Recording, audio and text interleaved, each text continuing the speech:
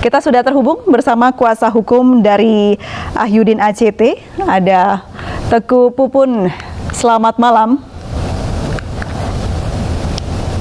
Baik, Pak Pupun, terkait sangkaan kepada klien Anda terkait dugaan penyelewengan dana Boeing, bagaimana tanggapannya? Kami telah menyampaikan sebelumnya baik kepada penyidik maupun kepada publik melalui media.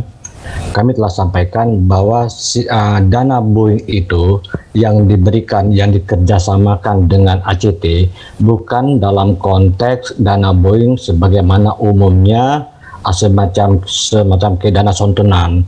Justru kerjasama di sini dalam bentuk CSR, artinya program yang dikerjasamakan antara Boeing dengan ACT. Begitu kira-kira, Mbak.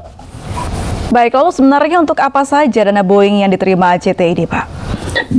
Dana Boeing yang diterima ACT dalam bentuk program itu adalah dana kemanusiaan, bukan dalam artian bahwa setiap korban dari sebuah kejadian, maka mereka masing-masing seperti yang diopinikan selama ini di publik adalah masing-masing ahli waris itu mendapat 2 miliar. Bukan dalam konteks seperti itu yang dimaksud.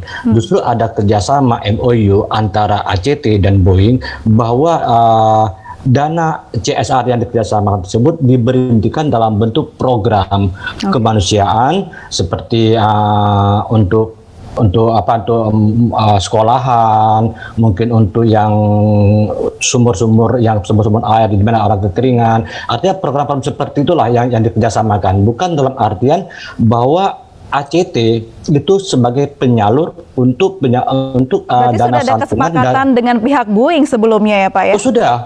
Okay. Termasuk dengan besaran gaji? Besaran gaji yang bagaimana yang dimaksud? Besaran gaji pengurus ACT yang informasinya diambil dari dana Boeing.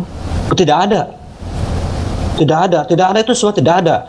Dan gaji dari pengurus ACT bukan diambil dari dana Boeing, tapi dari akumulasi semua dana-dana yang masuk kepada ACT yang diambil adalah dari bagian hak kelola, bukan dalam konteks dana Boeing yang diambil sebentuk jadi gaji, bukan seperti itu konteksnya, Mbak. Jadi besarannya berapa kesepakatannya di awal itu? Tertulis kah, Pak? Oh iya, tertulis.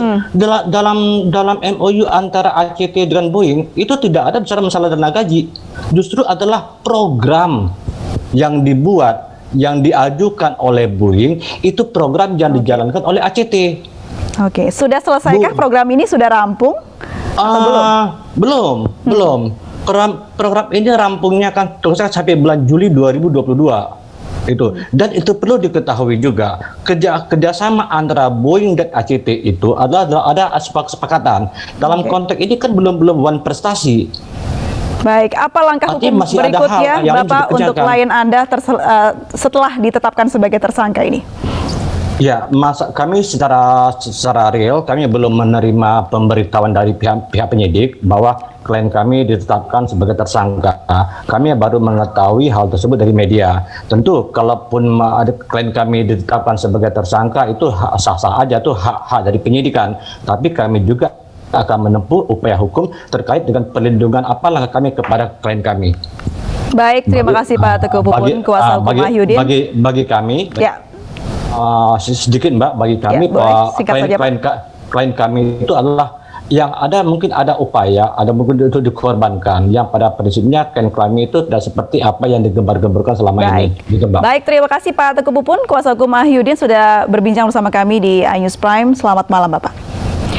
Pasangan selebritas Baim Wong dan Paula dihujani kritik lantaran mendaftarkan Citayam Fashion Week sebagai hak kekayaan intelektual ke Kementerian Hukum dan HAM. Kami kembali usai jeda berikut ini.